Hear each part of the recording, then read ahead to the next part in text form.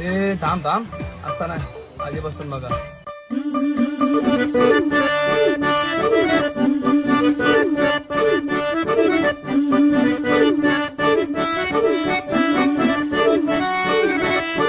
माझ्या कोकणचो रुबा भारी,